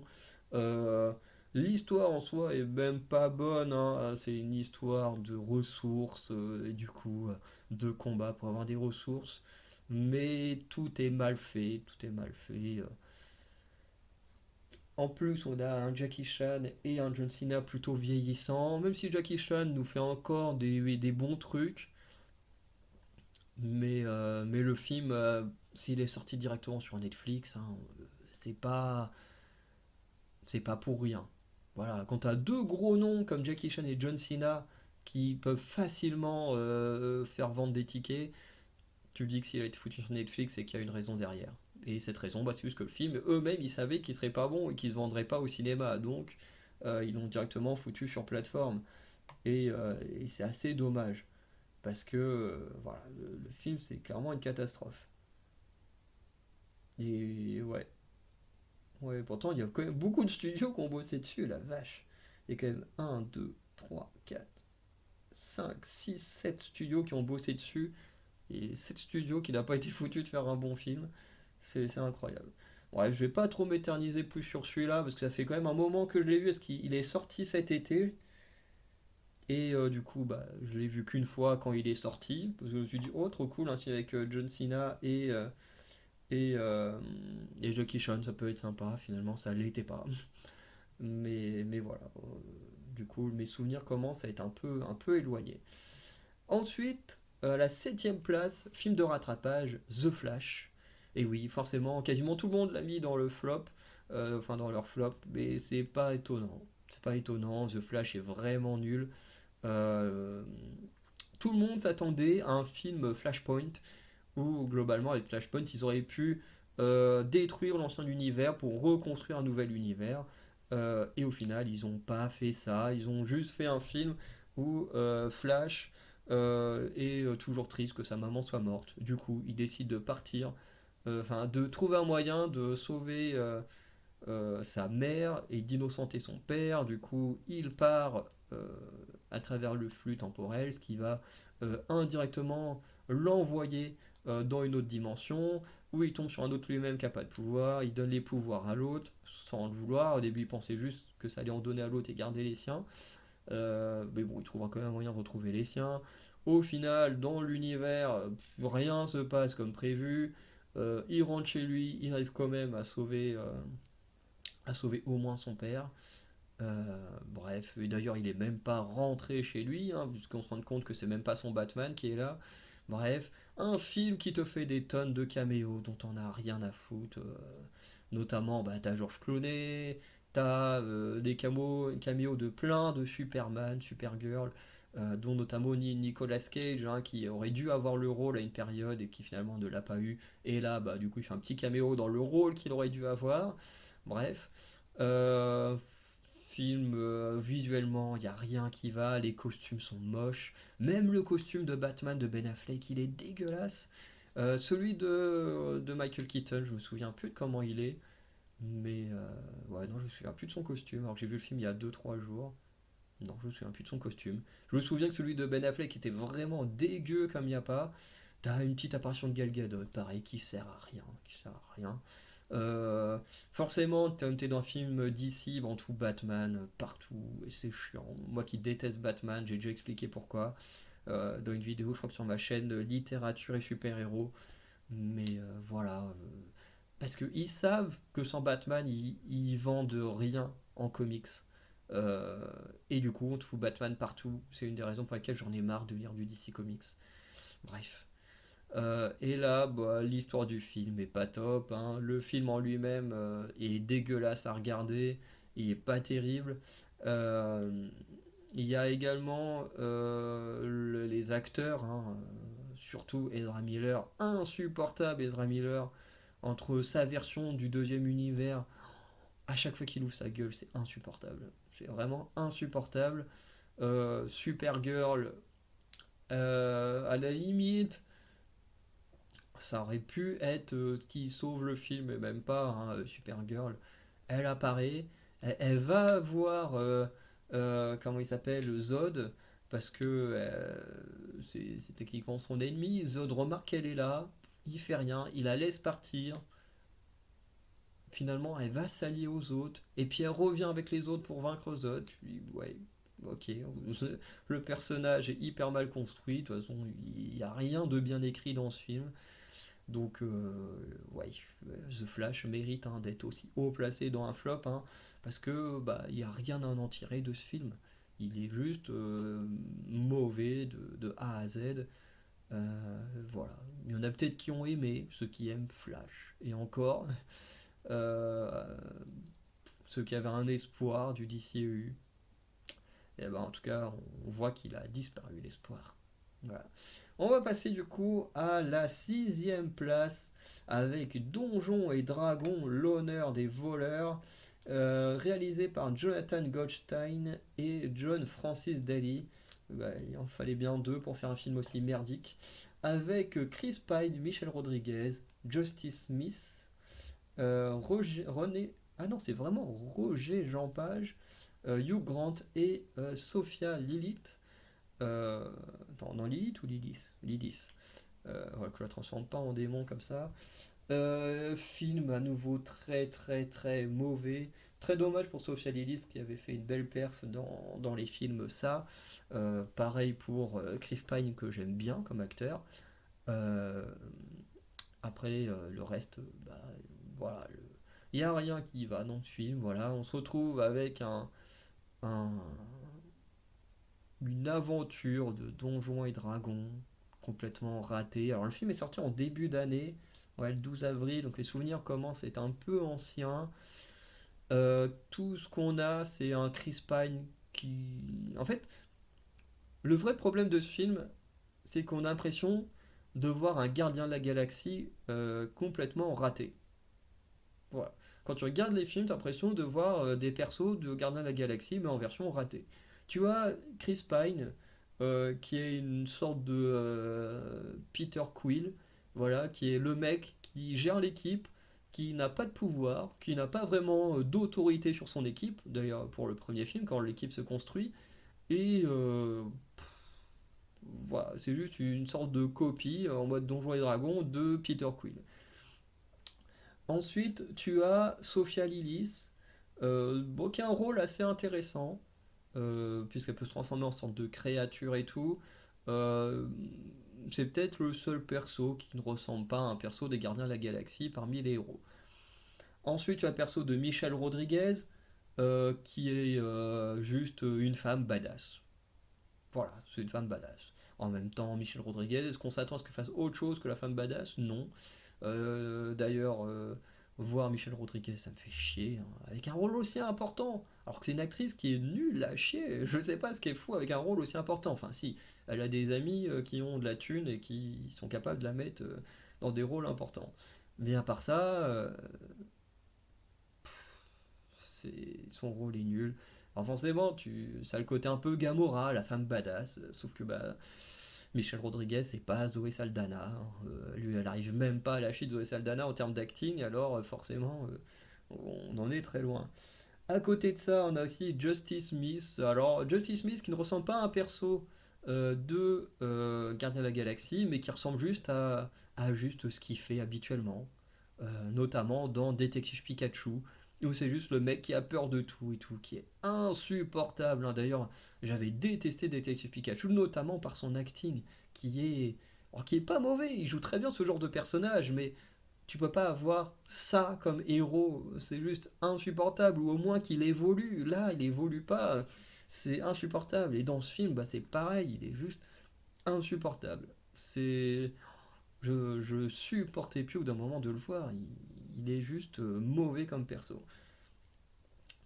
Et le dernier personnage, c'est Roger Jean Page, voilà, qui du coup, tu le vois, t'as l'impression de voir Drax.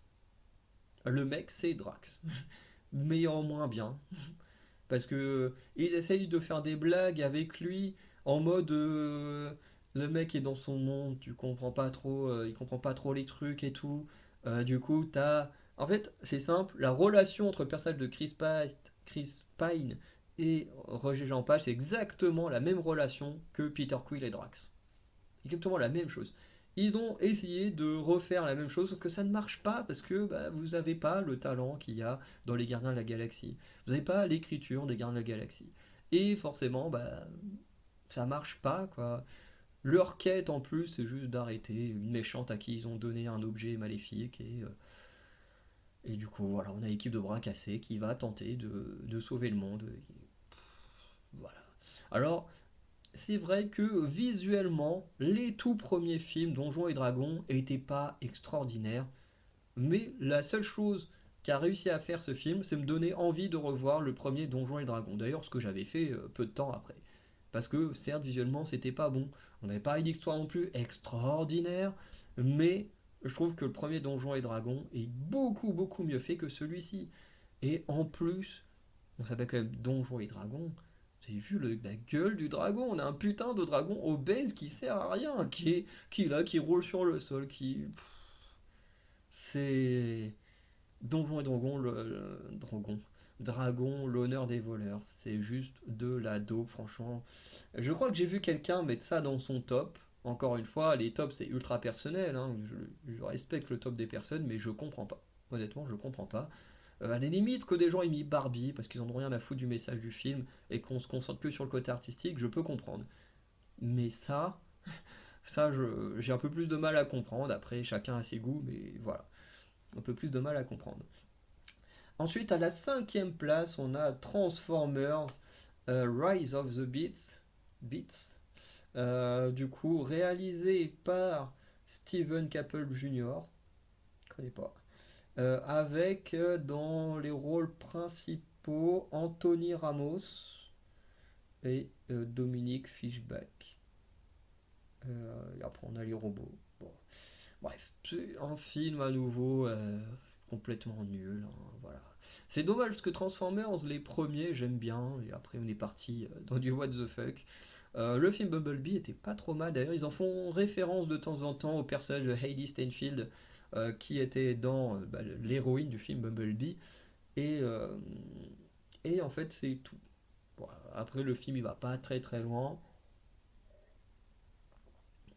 puisque globalement, dans ce film, on découvre des Transformers animaux.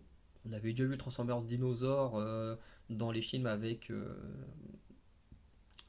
côté technologie super avancée. Donc là, on te fout les trucs animaux. Alors certes, c'est sympa. On a déjà vu les versions dinosaures, donc les versions animaux, c'est moins impressionnant, quoi. Et du coup, ils tombent sur des nouveaux méchants qui veulent récupérer un truc pour encore une énième fois ramener leur monde à la vie. Bref, c'est toujours la même connerie. Et en fait, c'est le gros problème avec Transformers, c'est qu'ils ne savent plus quoi raconter comme histoire. La- Quand on a eu la première trilogie, elle était bien telle qu'elle était. Ok, les films n'étaient pas tous parfaits, mais la première trilogie était vraiment bien. Ensuite, on a eu les films avec Mark Wahlberg, et qu'est-ce qu'ils ont décidé de faire? C'est, oh bah tiens, t'as l'esprit de Megatron qui est revenu dans une de ces créatures, enfin ces trucs de technologie, nanotechnologie, et en mode, bah, Megatron, qu'est-ce qu'il veut faire? C'est ramener sa planète. Donc, heureusement, au bout d'un moment, ils ont arrêté, mais on sait qu'il serait parti là-dedans. Là, on arrive sur un nouveau truc avec des nouveaux héros qui jouent même pas super bien. Et c'est quoi l'idée? C'est ouais, on va encore ramener notre planète. Mais franchement, vous êtes au sixième film, septième avec Bumblebee, et vous savez toujours pas vraiment quoi raconter comme histoire. Toujours la même rengaine, toujours avec une créature toujours plus puissante, machin. On essaye de te faire croire à la mort de Bumblebee, sauf que t'y crois pas. T'y crois pas parce que le film il se passe dans les années 90 et que Bumblebee il est en vie dans les films des années 2000-2010. Donc tu peux même pas y croire à sa mort. Enfin, c'est complètement débile.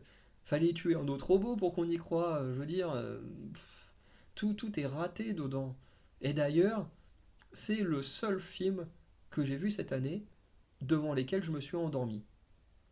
Je me suis tellement fait chier devant ce film que la première fois que je l'ai vu, je me suis endormi. Ce qui est quand même un exploit, parce que je m'endors rarement devant les films. Même les pires films, c'est rare que je m'endorme devant. Mais là, c'était le cas. Le film était tellement mauvais que je me suis endormi devant. Et pourtant, j'aime bien les blockbusters, un peu grand spectacle comme ça. Mais là, faut qu'ils arrêtent avec Transformers ou inventer un nouveau scénario, arrêter avec ce truc de on veut ramener notre planète, on veut rentrer chez nous, machin. Ça devient insupportable. Franchement, les gens, ils en peuvent plus, donc arrêtez avec ça. À la quatrième place, film Marvel, Ant-Man and the Quantum Mania, là. Du coup, réalisé par Peyton Reed, qui je crois avait réalisé le précédent. Du coup, faut qu'elle arrête, hein.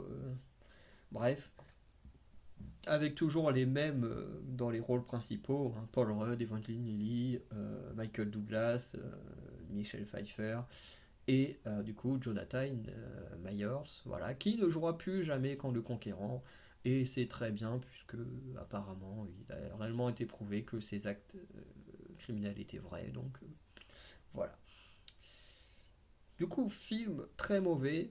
Alors, film qui est sorti en tout début d'année, hein, donc pareil, mes souvenirs sont assez. Ouais, non, ça c'est le Québec, 15 février en France, donc ça date. Mais le film déjà se base sur une incohérence. Euh, pour moi, il y a une énorme incohérence entre ce film-là et Ant-Man 2. Et même Ant-Man, pas Ant-Man 3, mais Avengers Endgame. Pour moi, déjà, ce film est hyper incohérent avec les autres. Donc, déjà, ça pose un gros problème. Parce que quand tu crées un film en étant incohérent avec ton propre univers, c'est que déjà, il y a un problème. Ensuite, le film est moche. Effectivement, les effets spéciaux sont pas beaux. MODOK, pourquoi vous avez fait ça à MODOK? En plus, d'où vous avez pris le frelon pour faire MODOK? Le frelon n'a jamais été MODOK, ça n'a aucun sens. Ça n'a aucun sens. MODOK, en plus, en live action, il est dégueulasse. Regardez, je crois que c'est sur Disney+, il y a une série sur MODOK qui est très très bien. Regardez ça, une série animée, plutôt que de regarder ça, parce que là, MODOK, il est à chier là-dedans. Alors que j'aime beaucoup MODOK, c'est un perso qui est trop bien dans l'AIM, mais là, il n'y a rien qui va. Euh, Ensuite, qu'est-ce qu'il y a à dire, hein? L'histoire, bah, comme c'est incohérent avec le reste En fait, je vais expliquer l'incohérence, c'est que globalement, dans l'univers Marvel, on sait qu'il existe le monde quantique. On a Michael Douglas dans euh, Ant-Man 2, je sais plus comment il s'appelle, ou juste Ant-Man et la guêpe, je crois, du coup, où il va dans le monde quantique pour retrouver sa femme. Quand on voyage dans ce monde quantique, on voit que le monde quantique est vide, qu'il n'y a rien dedans. Enfin, il y a des sortes de créatures comme les tardigrades et tout ça, mais il n'y a pas de vie, il n'y a pas de cité, il y a rien. Il retrouve sa femme, et voilà. Bon, on retrouve sa femme dans un style très bizarre, euh, mais voilà, il retrouve sa femme, il se pose pas plus de questions, il rentre. Ensuite, on a Ant-Man. Ant-Man qui se retrouve coincé dans le monde quantique pendant plusieurs années. Plusieurs années. Également, comme Michel Pfeiffer. Bon, Michel Pfeiffer a quand même beaucoup plus d'années, mais il se retrouve bloqué dedans pendant plusieurs années. Jamais il n'a vu de la vie dans le monde quantique en plusieurs années.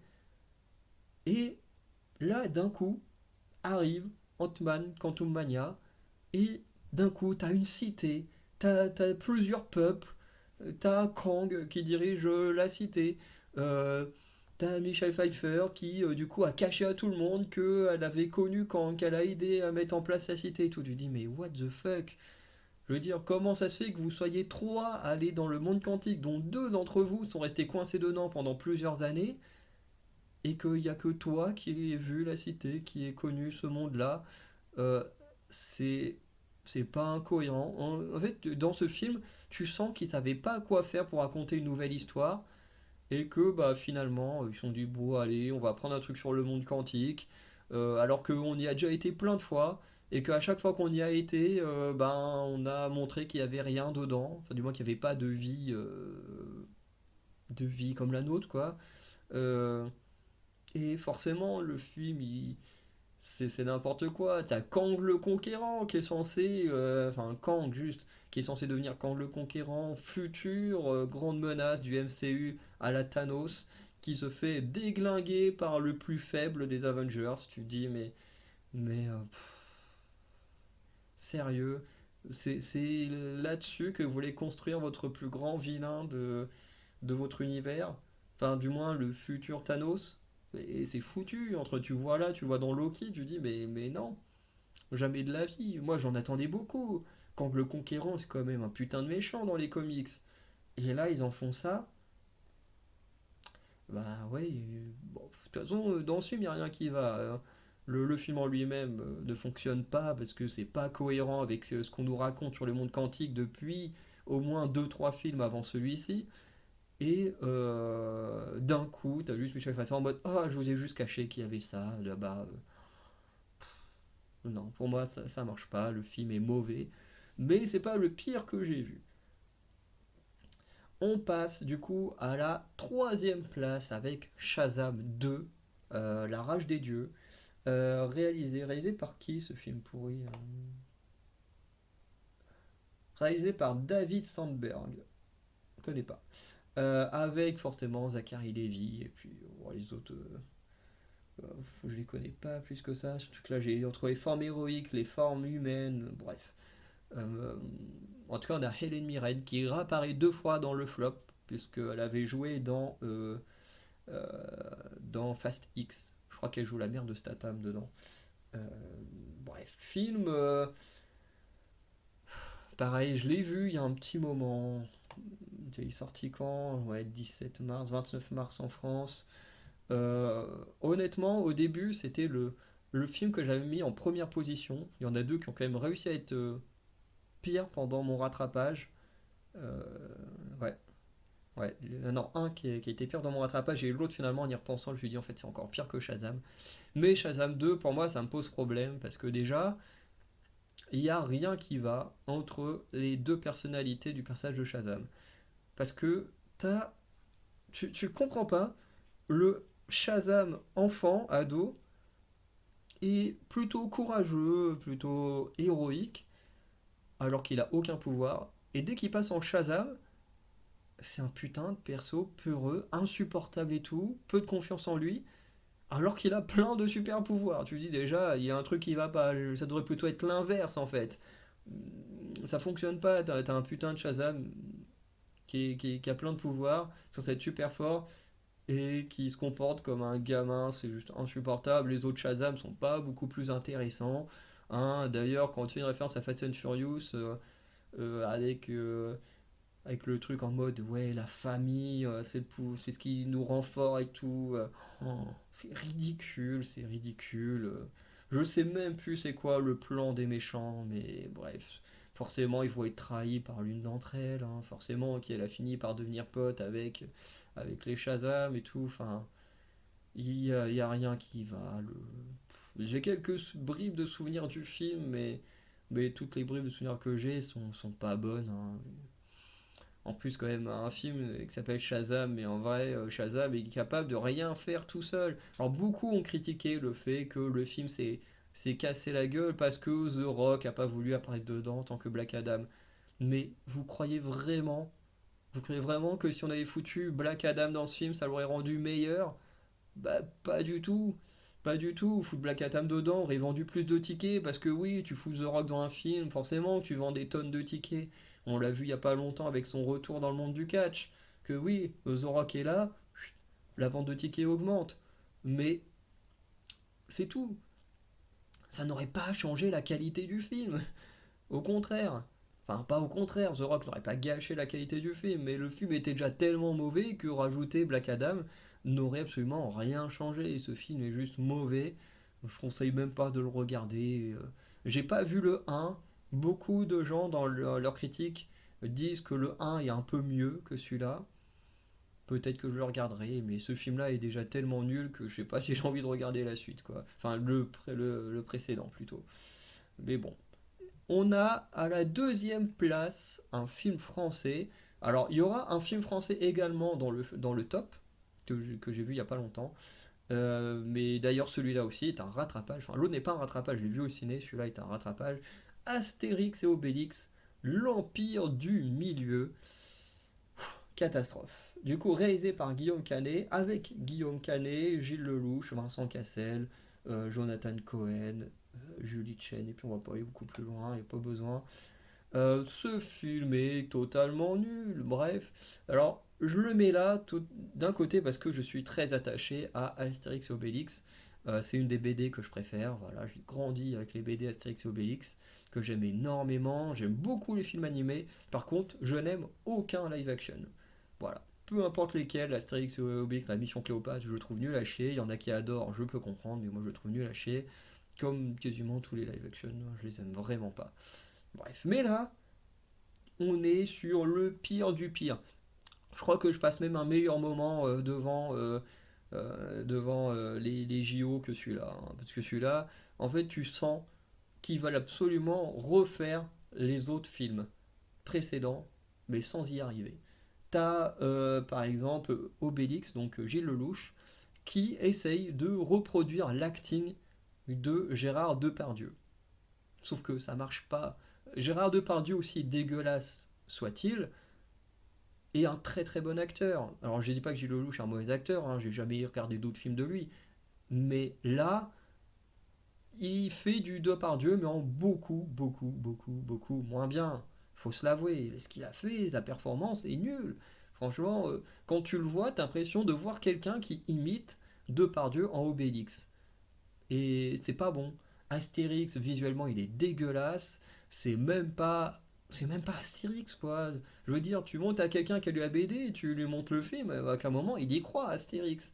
Alors, normalement, Astérix, le duo, il fonctionne. Parce que Astérix, c'est le mec qui est petit, frêle, mais hyper malin. Et à côté, t'as Obélix qui est un peu moins intelligent et qui est la grosse brute. Bon, effectivement, c'est pas les meilleures descriptions de personnages. Mais il fonctionne parce que les deux se complètent. T'as le bastonneur costaud et t'as le petit frêle intelligent. Et c'est comme ça que ça fonctionne. Que ici, tu ressens même pas l'essence d'Astérix. Parce que pour moi, dans une adaptation, ce qui est important, c'est reconnaître l'essence des personnages. Même si tu changes un peu les persos, ce qui est important, c'est l'essence du personnage. Et là, tu reconnais pas l'essence d'Astérix. Déjà, visuellement, il est moche, il est mal fait. Désolé Guillaume Canet, mais t'es moche en Astérix. Ça fonctionne pas. Le coup du oui, mais moi je veux plus manger de viande, je veux devenir végétarien. Tu peux faire ça avec n'importe quel film. Tu veux faire un film où tu veux parler du véganisme et les différentes branches, hein, je m'y connais pas suffisamment. Fais un film directement dessus, mais pas Astérix.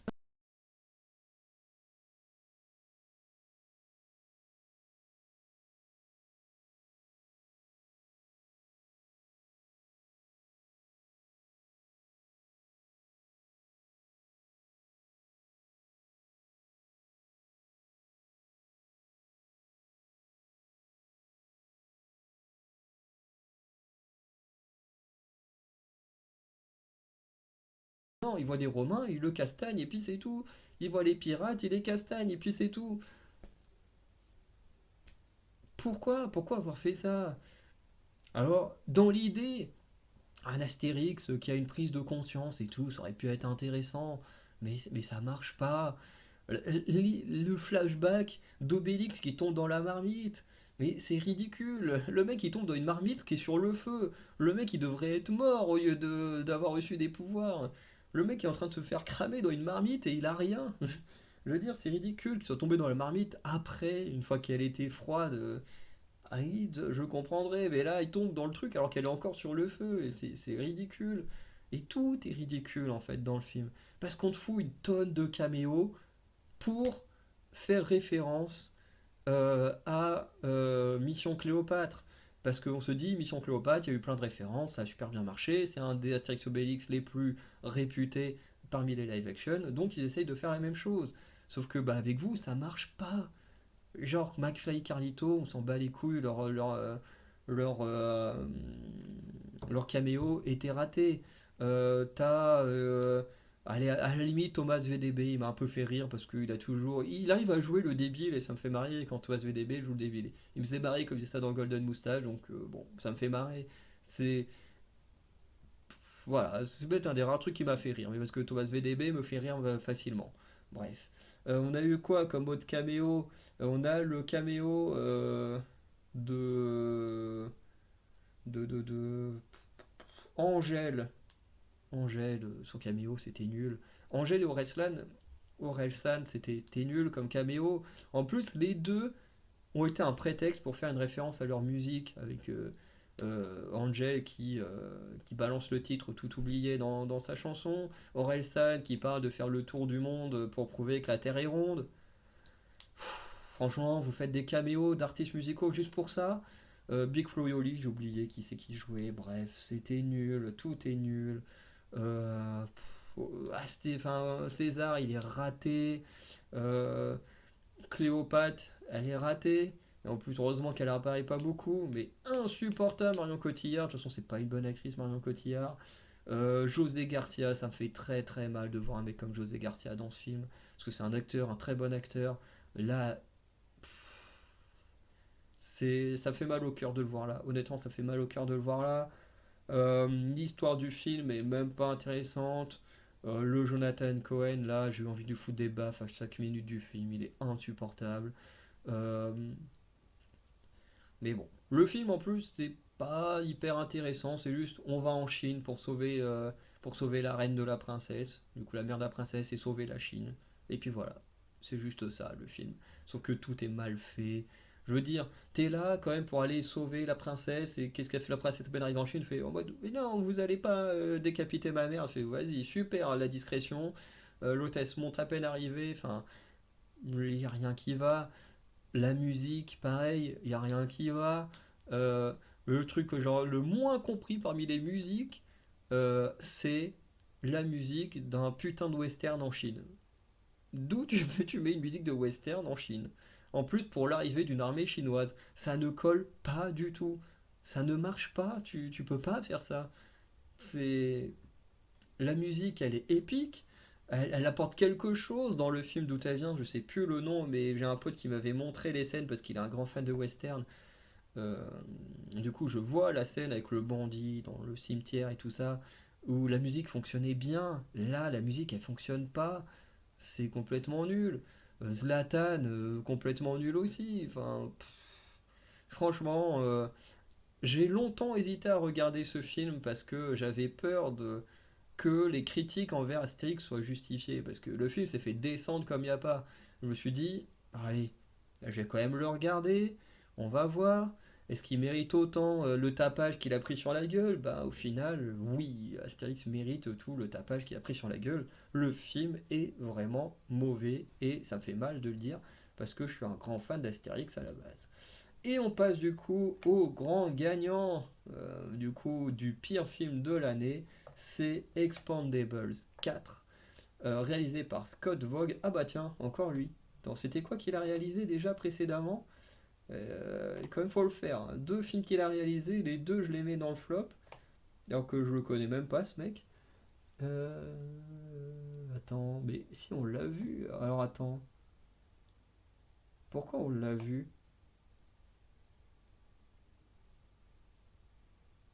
What? Attends, j'ai vu son nom passer tout à l'heure. Expandables. Attends, je vais mettre sur la page anglaise, il y aura plus de trucs.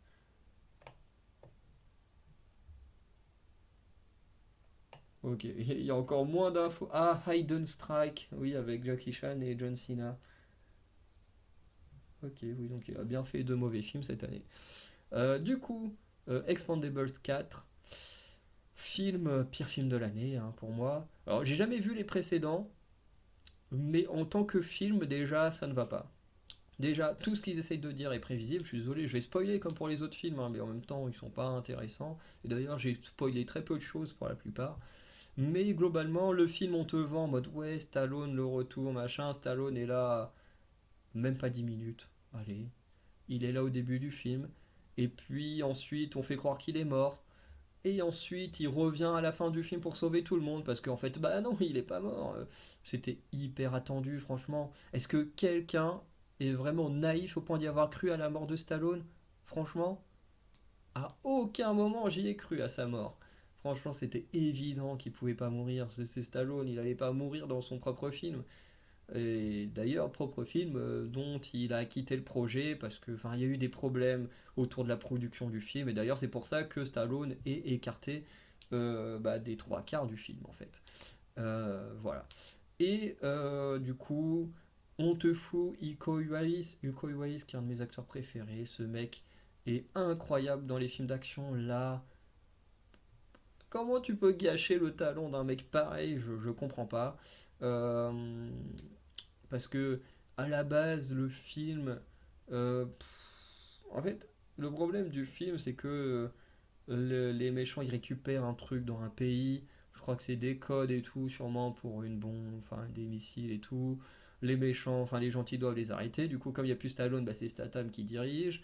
Voilà, Statham qui est lui-même évincé de sa propre équipe dirigée par Megan Fox.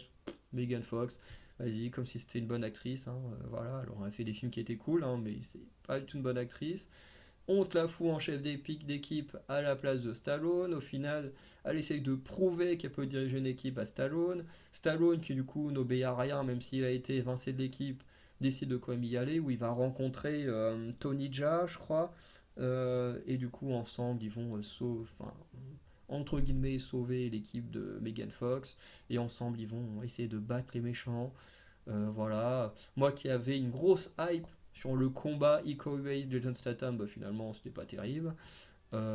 Tout ça pour que on te dise, bah non, finalement le grand méchant, c'était pas Iko Uwais, c'est bah non, c'était le chef des, enfin pas le chef d'équipe, mais celui qui a donné la mission. Voilà, qui finalement a trahi tout le monde et qui ne sert à rien parce qu'il se fait zigouiller 2 secondes après par Stallone, qui fait son retour. Bref. Et en fait, le gros problème de ce film, c'est que il n'y a rien d'intéressant dans le film, dans le sens où il y a pas de construction correcte dans le scénario. Dans le sens où normalement, quand tu as un bon film, voilà, tu poses les bases du film, ensuite il y a un événement déclencheur qui fait qu'il va y avoir des péripéties, et ensuite tu as le déroulement et puis une fin de film, enfin bref, c'est en général comme ça que se fait un film de manière classique. Là, il n'y a pas grand-chose, quoi. Ils font la mission, une première mission, Stallone il meurt, ils font une deuxième mission, boum, le film est fini. Voilà, c'est tout. C'est tout. Il n'y a pas vraiment de péripéties ou quoi que ce soit. T'as l'élément déclencheur avec la première mission et la mort de Stallone. Ensuite, t'as l'autre mission qui est directement la conclusion. Voilà. Et ça, pour moi, c'est ce qui fait que c'est le pire film. Parce que en vrai, tu le regardes, c'est quand même divertissant, ça fait le taf. Mais pour moi, ce qui pose le plus gros problème, c'est la construction du film, qui n'est pas la construction d'un vrai film. Tu sens que le film a été fait à la va-vite, qu'il y a eu des problèmes derrière, et que bah, personne n'a été capable de mettre de l'eau dans son vin pour faire une bonne chose. Parce que là, tout ce qu'on voit, c'est qu'on subit les problèmes entre guillemets backstage, et au point que bah, le scénariste a été incapable d'écrire un vrai scénario. Parce qu'on n'a pas la structure d'un film correct. Voilà. Et pour moi, bah, ça en fait le pire film. Parce que en réalité, Astérix, Shazam, Ant-Man, que ce soit visuellement ou sur d'autres points, sont bien pires que Expandables. Mais ils ont quand même un scénario pas forcément correct dans le sens où c'est bien écrit, mais correct dans le sens où on suit les codes, quand même des codes d'écriture, en mode, hop, on te met d'abord le petit début, où on te montre où on en est dans l'histoire, où on te présente l'histoire, et puis tu as l'élément déclencheur, et puis tu as les péripéties, on essaye de voir comment on peut régler le problème, et puis ensuite, voilà, dénouement, conclusion, et voilà, même si ces films sont nuls à chier, bah, au moins ils ont cette structure que Expandables n'a pas. Alors, pour moi, ça en fait le pire film de l'année. Voilà. Donc, on va s'arrêter là. La vidéo est très très longue. Je pense que la vidéo sur les top films sera quasiment aussi longue, hein, puisqu'il y a un film en plus. Après, comme souvent quand on dit trucs positifs, souvent on dit un peu moins de choses, donc ce sera peut-être un peu plus courte. Mais en tout cas, voilà, j'avais eu besoin de parler. De toute façon, du meilleur au pire des séries télé avait duré à peu près le même temps. Voilà, donc j'espère que cette vidéo vous aura plu quand même. Euh, N'hésitez pas à me dire 2 choses en commentaire. Le premier, Pardon. Le premier d'abord, c'est qu'est-ce que vous avez pensé vous des films que j'ai mis dans mon flop? Est-ce que vous êtes d'accord ou pas d'accord? Ça m'intéresse. En débattant, je suppose que le plus gros débat sera autour de Barbie, hein, je suis quasiment sûr, vu le nombre de gens qui ont encensé Barbie et le nombre de gens qui l'ont détesté. Donc ouais, non, je pense que ce sera assez mitigé, mais je pense que dans le flop, c'est quasiment sûr que Barbie est celui qui fera le plus parler. Et dites-moi également pour vous quel est votre flop de 2023. Ça aussi, ça m'intéresse. Et du coup, la semaine prochaine, on se verra pour le top de mes films de 2023, donc les films que j'ai préférés de l'année 2023. Voilà. Donc, je vous souhaite une bonne journée, une bonne soirée. Je vous dis à très bientôt pour de nouvelles vidéos. Ciao tout le monde.